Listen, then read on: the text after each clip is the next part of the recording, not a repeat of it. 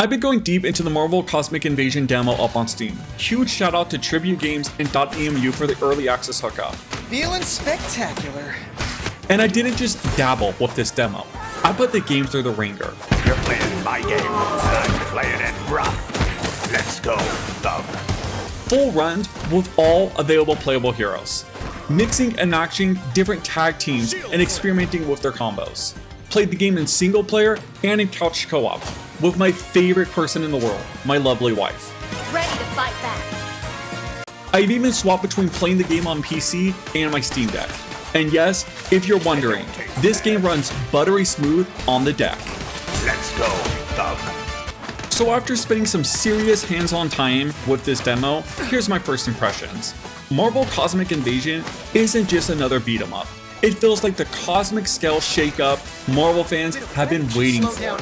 Now look, I'm not saying it's flawless, and I do have a few nitpicks that I'll cover later on. But first, we need to talk about what the game absolutely nails, which is the most important factor in this genre: the combat.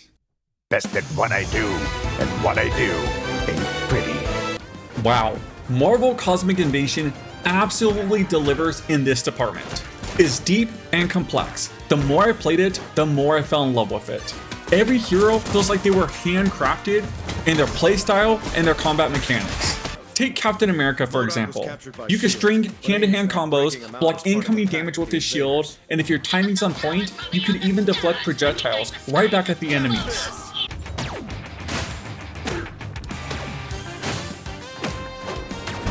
And here's something slick. If you time a melee block just right, you'll parry the enemy and even stun them. But wait, it gets even better, because if you line things up correctly, you could parry multiple enemies at once. That's enough.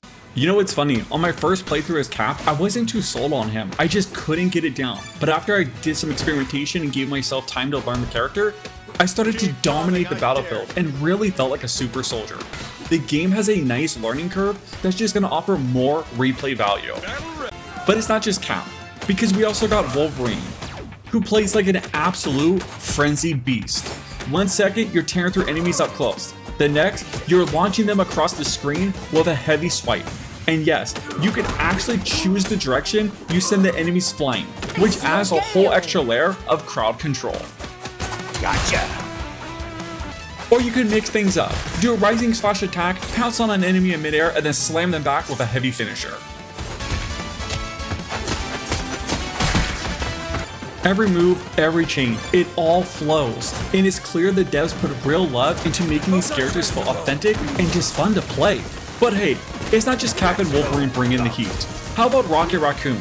With his guns, fast attacks, and even pogo sticking off enemy heads. Or the lethal protector, Venom, who's just a walking powerhouse. You can straight up pull a Scorpion, get over here, as you pull enemies towards you before you pummel them into the ground. And what's wild with all of this is just 9 characters. I can't even imagine all the possibilities when we get our hands on the 15 that's going to be in the final release. Plus, they even take it to the next level with the tag system, because it is the core of how you're going to want to play this game.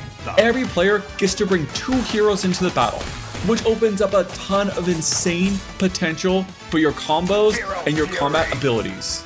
Give him hell, Aurora. You could swap between characters on the fly, or even in the middle of a combo, you could call in your second hero for a quick assist attack, greatly increasing the amount of damage you're dishing out. And it's not just about extra DPS. Tag-ins also open up a wide range of more crowd control options for you to have at your disposal. Between every character having their own unique playstyle and this incredible flexible tag system, there is just so much to learn with this game. Like, take this for example. I figured out while playing, when you're fighting Taskmaster, normally he will block all incoming damage when he's holding his shield. You literally cannot hurt him, or so I thought. I found that if you parry him at just the right moment and follow it up with a well-timed tagged-in assist attack, you could actually sneak some real damage through.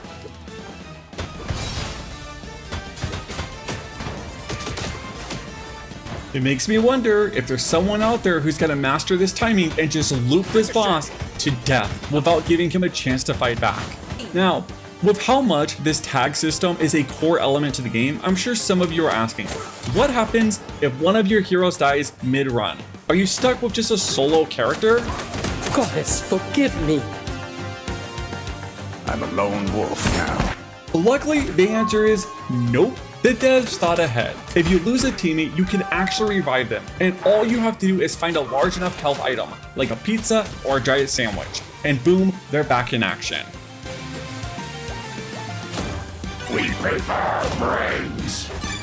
The more time I spend with Marvel Cosmic Invasion, the more I'm generally impressed. The gameplay is top tier. The pixel art is straight up gorgeous. And if you want even more of that old school look, it has CRT and CRT curve filters. That being said, we need to take a moment and talk about the criticisms I mentioned at the start of the video, because we've got to talk about bugs, and not the ones in the Annihilation wave. So yeah, normally in a beat 'em up, when you down the boss, all the minions on screen die as well. And while technically they do die in Marvel Cosmic Invasion, sometimes they stay up in the air. And that wasn't the only weird gravity denying moment I ran into while playing the demo. Right here. I start to fall into a pit, but I managed to save myself by latching onto an enemy at the last second. And yeah, this happened. And then there was this super bizarre moment where Storm, who was down for the count, randomly spoke in the middle of battle. Power grows within me. Now to be perfectly clear, none of the bugs I personally encountered are deal breakers. They didn't ruin the experience. But I have to admit, they were a little bit immersion breaking, which is a shame because everything else in the demo knocked it out of the park. Knock, knock, knock. And that's why I really hope that Tribute Games could squash those bugs before the full release, because this game deserves that final layer of polish. There is so much potential here. The replay value is absolutely nuts. It is actually pretty insane with the vast roster this game has, how all the characters just have a unique playstyle, each with their own learning curve. Different characters are just gonna click faster with different people. Like my wife, had a tough time figuring out Spider-Man, but she was crushing it with She-Hulk. Me, on the other hand, I was all in on Spidey, but found it a little bit more difficult to figure out She-Hulk's moveset. But we both agreed, Nova and Storm were absolute powerhouses. Power grows within me. So yeah, bottom line, I'm highly impressed with Marvel Cosmic Invasion, and I seriously cannot wait for the full release. This is one game that is definitely staying on my Steam wishlist. But let me know your thoughts in the comments down below. By the way, if you did enjoy the video, let me know by dropping a like, and if you are new, please consider subscribing. As for me, I got a ton of work to do, so I'm gonna get back to the grind, and I'll catch you in the next one. Peace.